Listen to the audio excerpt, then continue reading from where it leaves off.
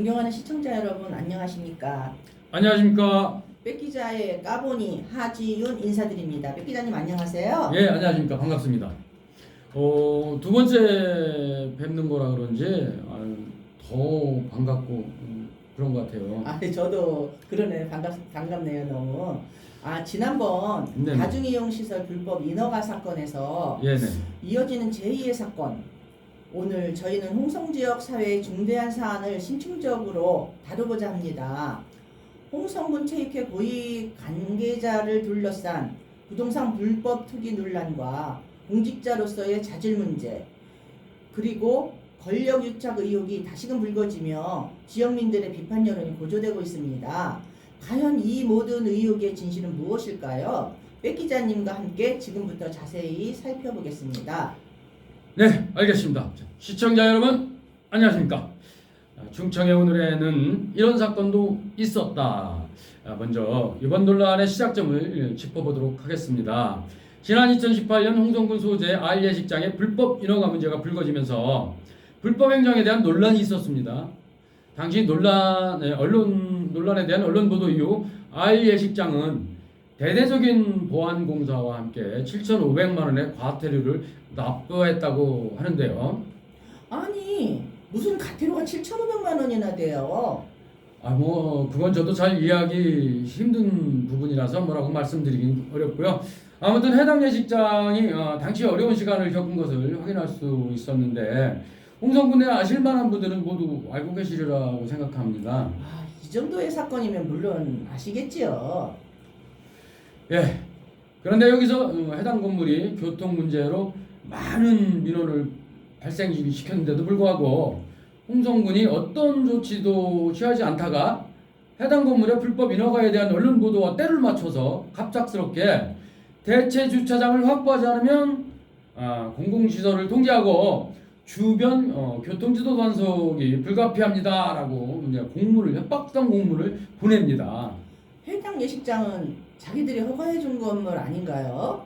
아니, 그런데 과태료는 무슨 얘기고 군청에서 민간업자한테 협박 공문이라니요? 어떤 공문이고 공문을 왜 보낸 거죠? 근데 과태료를 부과시켰다는 것은 그 불법이라는 것을 인정한 사실이고 또 공문을 보낸 이유는 바로 이때 당시 홍성군 체육회 수석 부회장이었던 피 회장이 공문이 가면서 홍성군 월산리 소재 R빌딩 인접 토지 2필지를 매입합니다. 바로 이 토지를 매입하기 위한 준비 단계였던 거죠. 총 650여 평에 해당하는 이 토지는 그 토지 위에 고철 덩어리로 배가 있습니다. 그 배를 철거하려고만 해도 참 적지 않은 자금이 들어갈 텐데 이 토지가 알예식장에서 유일하게 대체 주차장으로 활용할 수 있는 토지였다는 점, 더욱 놀라운 점이 피 회장이 이 토지를 매입하는 과정에서 지역 단위 농협에서 그 매입대금 전액을 대출로 해결했다는 점도 놀라운 점입니다. 원래 부동산 대출이라는 것이 물건의 최대 70%까지만 담보로 잡고 70%까지만 해주는 것이 기준인데 매매 가격을 속인 상태로 100% 대출을 했다는 것은 사실상 부정대출 의혹을 피하기 어려운 상황이죠. 그러네요. 예, 그런데도 불구하고 농협조합장조차 피해자와의 유착관계 때문인지 아무 조치 없이 그냥 지나갔습니다. 그거야 수사기관에서 해당 사건 입건조차 안 했다면 농업조합장이야 자체 부조리를 밝힐 이유가 없겠지요. 그러고 보면 수사기관의 역할이 참 중요한데 이 부분에서는 수사기관이 제 역할을 안 했다는 거네요. 네, 하국장님 바로바로 지적이 나오시네요. 그렇습니다. 그 이유를 확인할 수는 없었지만 수사기관 담당자가 이 사건을 정당한 부동산 거래다라고 미화하면서 사건을 철저히 외면했습니다. 이 부분은 공직자의 악질적인 범죄가 가려지고 수면 아래로 가라앉는 그 이유가 되기 때문에 충남청은 이 사실에 대해서 철저한 진상 조사를 해야 한다고 생각합니다. 당연히 그래야 되는 거 아닌가요? 법에는 만인 앞에 평등하고 특혜를 받는 일은 없어야 하는 거잖아요. 그렇죠. 법은 진짜 만인 앞에 평등해야 됩니다. 그래야 불법이 사라지는 날이 오겠죠.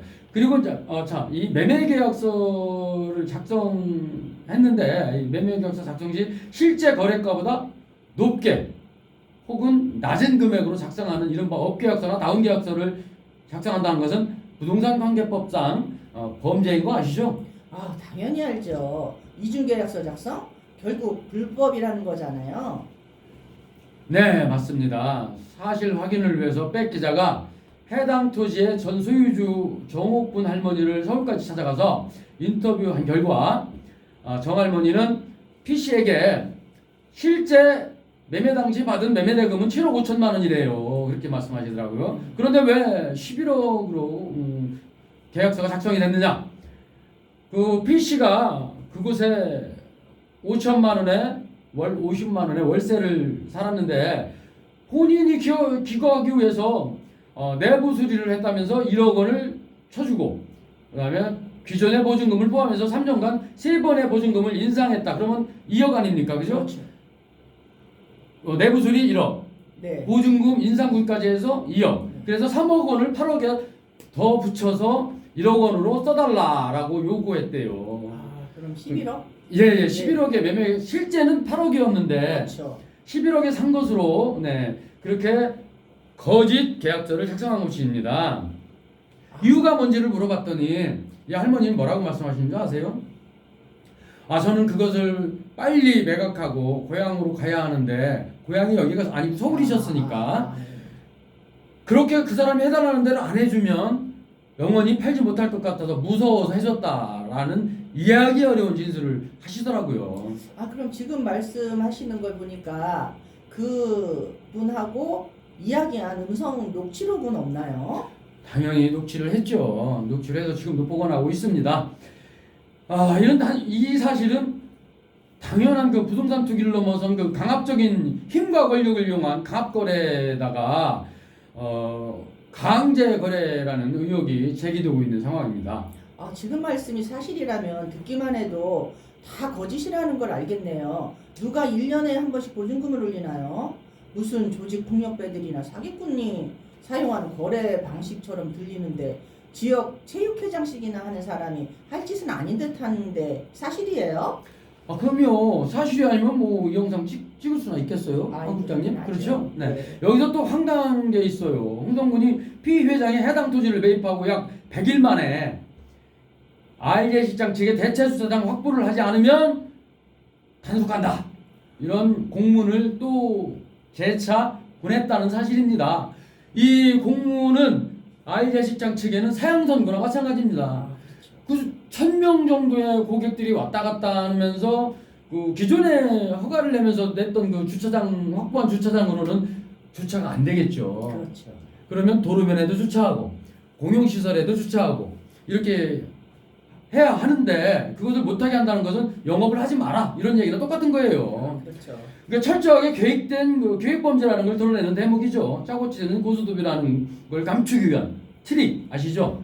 알죠. 속임수라는 거잖아요. 그렇죠. 예, 맞습니다. 속임수. 결국 R빌딩 소유주는 견디기 힘든 압력을 느꼈다면서 피 회장이 매입해서 본인한테 제시한 그 토지를 12억 원이라는 돈을 대출받아서 매입할 수밖에 없었고 또 엎친 데 덮친 격으로 대출받은 데다가 코로나까지 겹치면서 이 악재들은 결국 회사 운영하는데 굉장히 부정적인 영향을 주죠. 그래서 결국은 부도가 났다 이런 얘기입니다. 결국 피해자 한 사람의 욕심을 채우기 위해서 한 사람의 욕심을 채운다는 것은 또 나쁜데 그것 때문에 지역사회의 납세 1위 업체가 무너졌다 부도났다 이것은 정말 이해하기 어려운 일입니다. 세상에나 별일도 다 있군요. 어떻게 개인의 욕심을 채우는데 공무원을 개입시키고 또 어떻게 지역 기업이 도산하는 일이 벌어질 수가 있죠. 이번 사건은 기네스북에나 올라갈 또 손색이 없는 어떤 그런 사건 같아요. 지난번에도 느꼈지만 홍성군 공무원들이 아주 대담하다는 것을 알 수 있겠는데 왜 이렇게 무모할까요? 예, 이 홍성군 공무원들은 진짜 공직자라기보다 진짜 겁이 없는 그런 사람들인 것 같아요. 이 사건은 피해장이 그 체육회 수석부회장으로 재직하던 시절에 당시 홍성군수 재선 선거와 맞물려서 피해 회장이 그 홍성군수의 입당 원서를 대량 확보해주면서 홍성군수의 입김에 힘을 입어서 체육회 회장으로 당선되었습니다. 아니, 어떻게 남의 선거에 입김을 넣는다는 거예요? 그것도 불법 아닌가요? 아니 말하면 못하겠어요. 아이고야. 불법이죠, 당연히.